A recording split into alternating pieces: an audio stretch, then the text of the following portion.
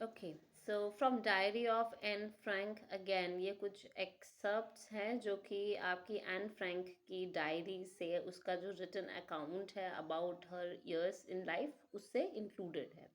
And the diary, Anne Frank's diary is considered to be one of the most authentic record of the lives that the Jew community or people had to go through in the Holocaust time. Okay, so Anne का पूरा नाम Annalise Mary Anne Frank था, and she was born on June 1929 and she died in 1945.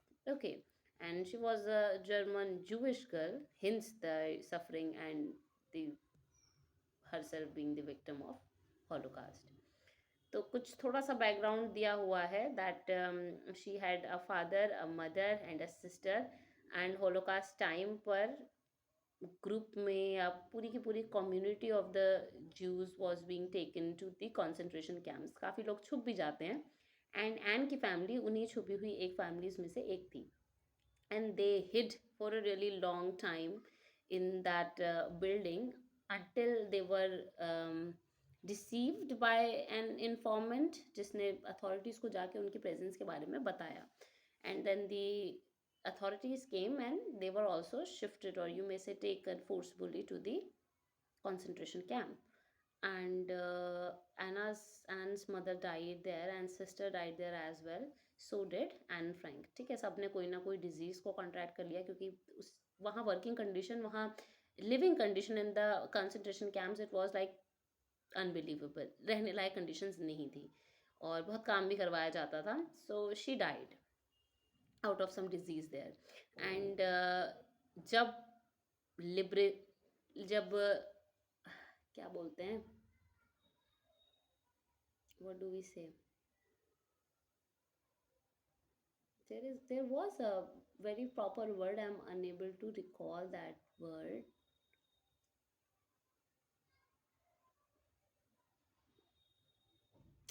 नहीं आ रहा दिमाग में. तो anyway anyway, जब सोवियत यूनियन के, यू मे से, हेल्प वहाँ तक पहुँची, जर्मनी तक पहुँची, and they were being finally released from the concentration camps, तब तक सिर्फ और सिर्फ एन के फादर ऑटो वैन जिंदा थे, and rest of the family has died. So he came back, and upon going back to the place he was able to find Anne's diary and he decided to publish it. और जब उनकी Anne Frank की diary publish हुई तब ये चीज़ें सामने आई कि एक एक टीनेजर गर्ल के पर्सपेक्टिव से कितनी हार्श रियलिटी उस टाइम की थी, right? How harsh conditions they were facing and what sort of a life they had to live because they did not had any other option. Then in your syllabus जो part prescribed है, it shows and being a very cheerful, enthusiast and smart girl. ठीक है, उसकी smartness या उसकी cheerfulness, उसके enthusiasm को portray करती हुई ये स्टोरी है. ठीक.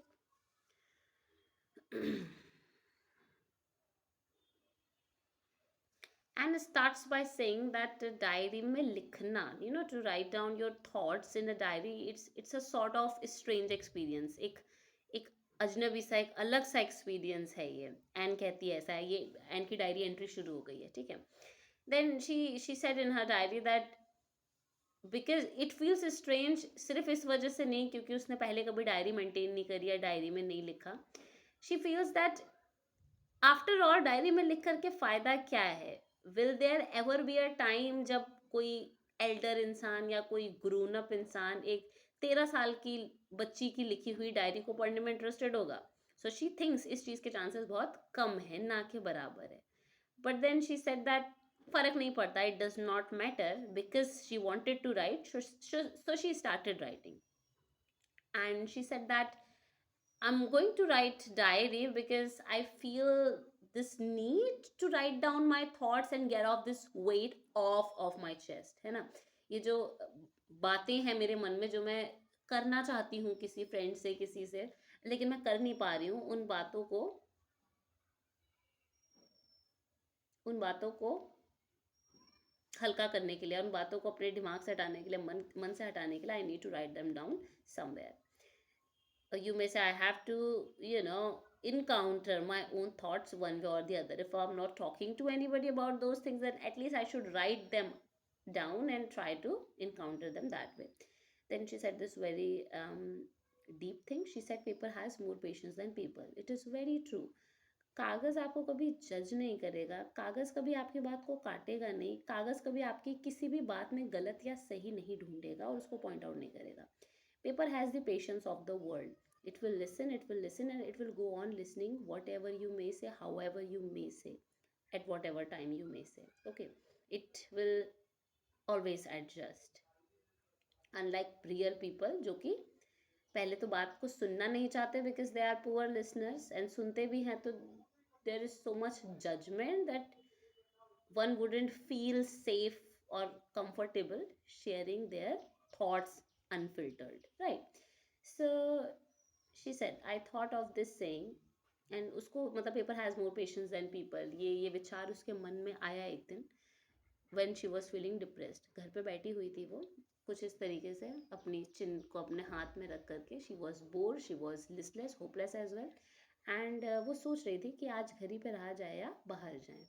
एंड बाहर नहीं जाती है वो, घर ही पे रुक जाती है.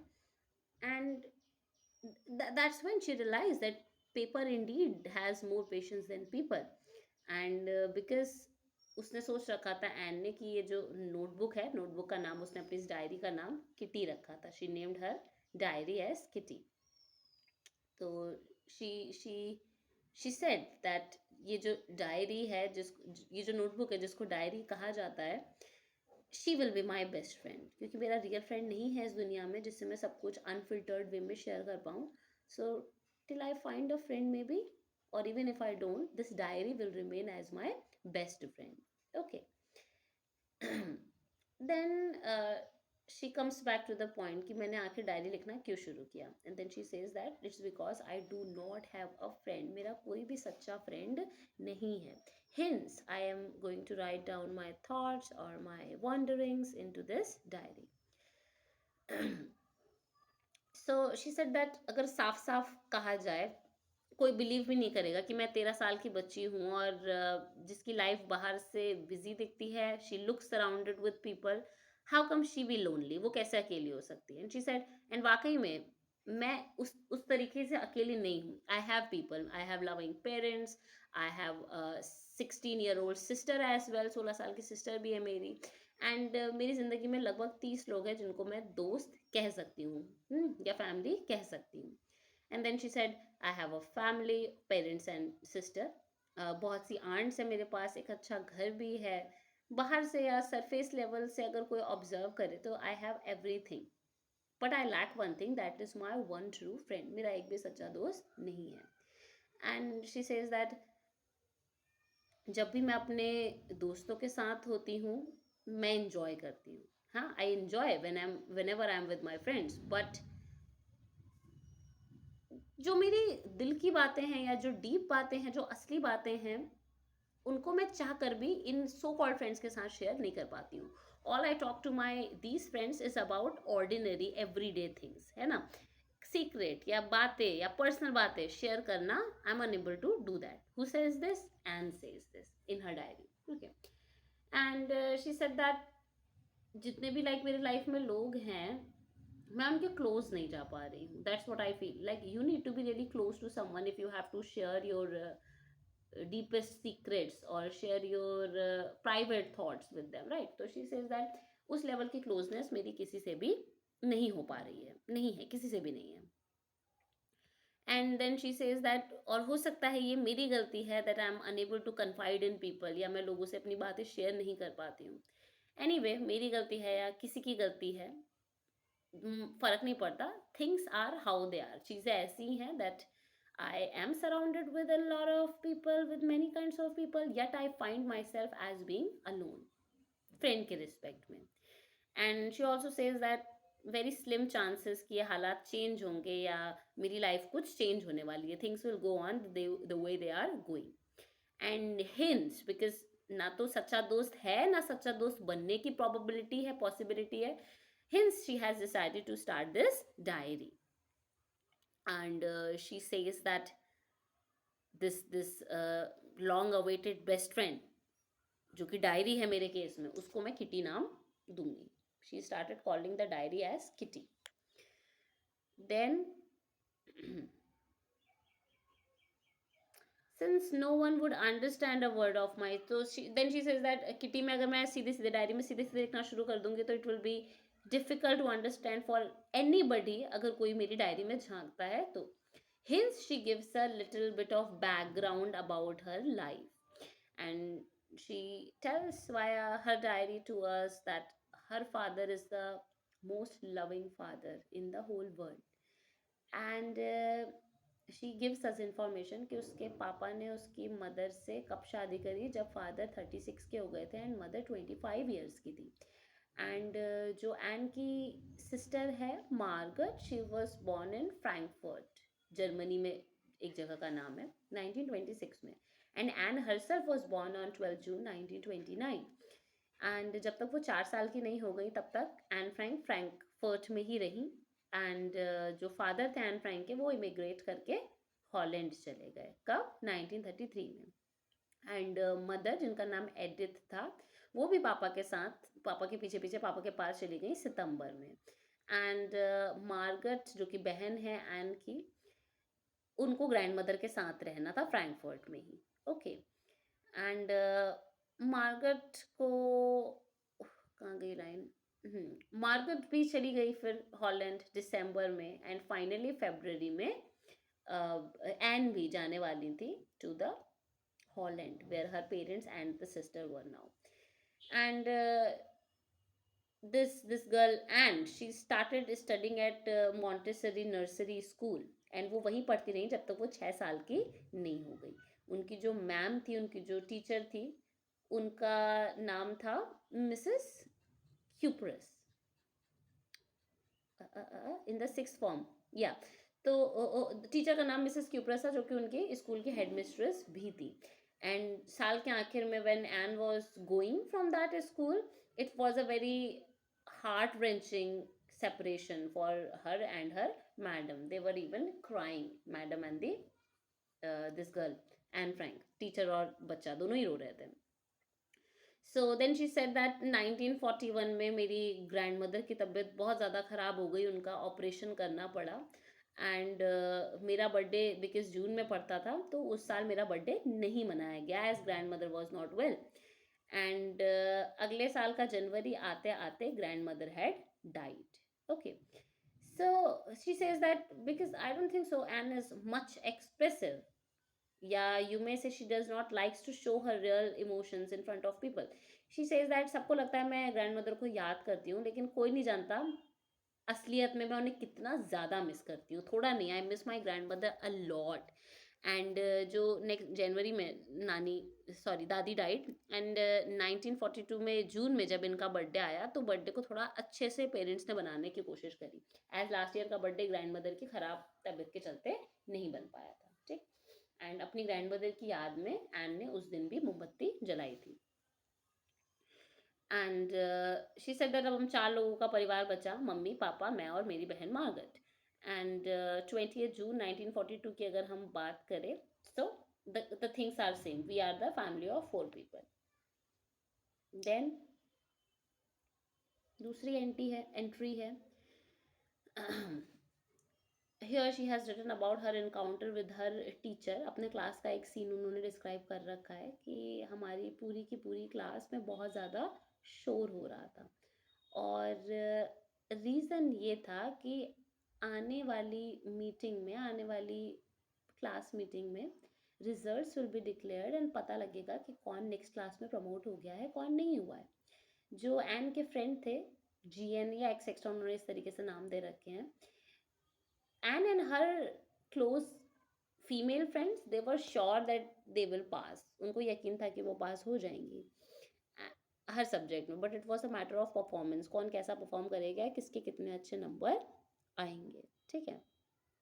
And Anne gives us her personal opinion as well. She says that अगर मुझसे पूछा जाए तो क्लास बेवकूफ़ बच्चों से भरा हुआ है. Our class is full of dummies, full of no dumb students. And अगर फेयर तरीके से एग्ज़ाम के रिजल्ट्स को जांचा जाए, चेक करा जाए, तो लगभग आधी से ज़्यादा क्लास फेल हो जाएगी. Okay, but then again she says लेकिन हर बच्चा पास हो ही जाता है समहाउ. एंड इस मैनर में I feel teachers are very unpredictable. The students who are clearly not performing should fail, even they are being passed by the teachers. जबकि साल भर टीचर्स धमकी देते हैं, कहते हैं कि नहीं पढ़ोगे तो फेल कर देंगे, ऐसा है वैसा है. So Anne finds this thing very very what unpredictable on part of teachers. And then she said मैं और मेरी फ्रेंड्स तो परेशान नहीं है, हमें पता है हम पास हो ही जाएंगे. एंड अगर मैं अपनी बात करूँ तो मैं मैथ्स के बारे में थोड़ा सा वरीड हूँ, लेकिन इंतज़ार करने के अलावा हमारे पास और कोई भी ऑप्शन नहीं है. एंड हम एक दूसरे को बताते रहते हैं फ्रेंड्स आपस में कि डरे ना, परेशान ना हो, जो होगा अच्छा होगा, रिजल्ट अच्छा आएगा. And then she said that my bonding with my teachers is just fine. And मेरे टोटल 9 टीचर्स हैं, जिसमें से 7 मेन हैं एंड 2 वीमेन हैं. मिस्टर कीजिंग जो कि हमें मैथ्स पढ़ाते हैं, उनको सब लोग ओल्ड फॉगी उनका निकनेम रखा हुआ है. एंड वो एन से काफ़ी ज़्यादा चिड़े रहते हैं, अनॉयड रहते हैं. Why? Because Anne is a chatterbox. She talks like non stop in his maths class, right. So she said that कई बार मुझे टीचर जो मेरे सर हैं मैथ्स वाले, उन्होंने कई बार मुझे टोका. एंड जब मैं नहीं मानी, मैं फिर भी बात कर रही थी, तो उन्होंने मुझे एक्स्ट्रा होमवर्क एज पनिशमेंट दे दिया. And the punishment was to write an essay on topic का chatter box. Chatter box topic पे ऐसे लिखना था. चैटर बॉक्स में कोई क्या लिख सकता है, राइट. ये सोच के ये बैठ गई, शांत हो गई, इसने बात नहीं करी उस दिन. After getting the punishment that is. And उस शाम फिर वो बैठी अपना होमवर्क निपटाने के लिए, और उसे याद आया कि मुझे मैथ्स का होमवर्क भी मिला हुआ है, punishment homework. And she started thinking what to write. And then she thought ऐसे आर्ग्यूमेंट लिखे जाएं ऐसे में कि सर सर को लगे पढ़ करके that I am not at wrong, मेरी भी उतनी गलती नहीं है जितना मुझे सर गलत कह देते हैं, right. So she started to look for such convincing argument while thinking. And then सोचते सोचते उसने लगभग 3 पेजेस लंबा ऐसे लिखा. एंड जब उसे संतुष्टि हो गई कि हाँ I have argued my part अच्छे से, तो उसने रख दिया. फिर उसने क्या लिखा था, उसने ऐसे में लिखा था दैट इम्पॉर्टेंट है, ये चीज़ पूछ लेते हैं. एंड का आर्ग्यूमेंट क्या था regarding her talkative trait. So she said that बच्चों की, स्टूडेंट्स की तो कैरेक्टरिस्टिक ही होती है बातें करना, राइट. स्टूडेंट्स का वन ऑफ द ट्रेट है to talk. And she says that she tries to keep it under control. वो कोशिश करती हैं कि वो बात ना करें, लेकिन ये क्या है, ये ट्रेट है. So it is very hard to control. Then she says that I may try to control myself to talk less, but क्योंकि ये मेरी हैबिट है और ये एक इनहेरिटेड हैबिट है फ्रॉम माई मदर, मैं इसमें बहुत ज़्यादा कुछ नहीं कर सकती, है ना. अगर हम कोई ट्रेट अपने पेरेंट्स से इनहेरिट करते हैं, बायोलॉजिकली हम में अगर कोई ट्रेट आता है, तो हम उसे अपने से अलग पूरी तरीके से नहीं कर सकते.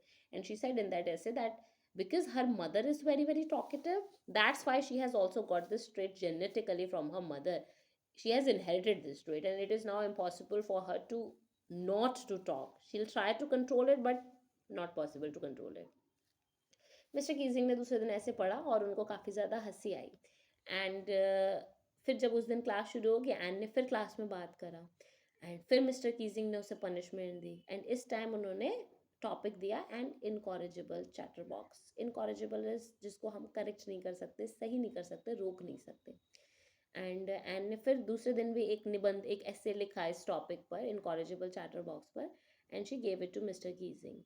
एंड लगभग 2 लेक्चर तक, 2 क्लासेस तक मिस्टर कीजिंग ने फिर एन को नहीं टोका. लेकिन जब तीसरी क्लास में भी एन बातें ही करे जा रही थी, तो फिर सर गुस्सा हो गए. एंड सर ने कहा अब जो तुम इतना ज़्यादा बात कर रही हो क्लास में, now you will write essay on topic quack quack quack said mistress chatterbox. एक थोड़ा सा वियर्ड एंड एब्सर्ड सा, funny as well topic sir ने उसको दे दिया. अब क्वैक क्वैक क्वैक सुन के बच्चे भी हंसने लगे, पूरा class rolled with laughter. Anne ने भी हंस लिया, लेकिन मन ही मन में वो सोच रही थी कि मेरे आइडियाज़ तो लगभग ख़त्म हो गए हैं, एग्जॉस्ट हो गए हैं वाइल राइटिंग दोज 2 essays, ऐसे ऑन चैटर बॉक्स, ऐसे ऑन एन इनकरेजिबल चैटर बॉक्स. अब तीसरे ऐसे के लिए मैं कहाँ से वैलिड या ऑथेंटिक आर्ग्यूमेंट्स लेकर के आऊँ. सो She was thinking what to do. And then Anne had this friend named Sani. Sani came to Anne and she said, Sani was good at writing poetry. So she said that मैं तुम्हारी मदद कर दूंगी, हम एक काम करते हैं, पोयम के फॉर्म में एक ऐसे एक वर्स पोयम बेसिकली सबमिट करते हैं सर को. And like the idea and she jumped with joy.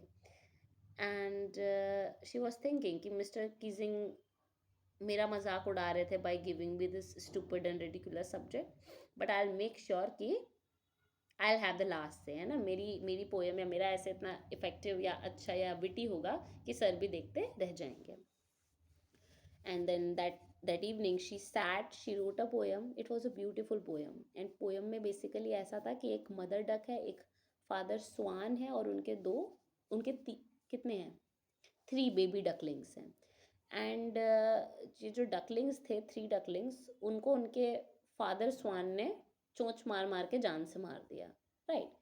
And why did the father killed the ducklings? Because the ducklings quacked too much.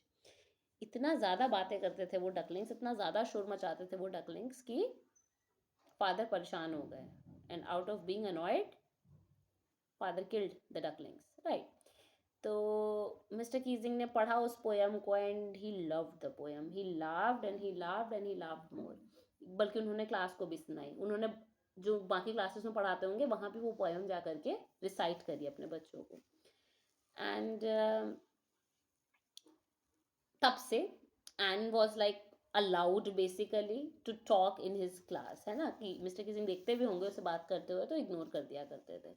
And she notice that उस दिन के बाद से mister Keesing थोड़ा humerus या funny या light mood में भी रहने लगे थे. यहाँ पे आपका डायरी ऑफ यंग गर्ल ख़त्म होता है. And if you have doubts let me know.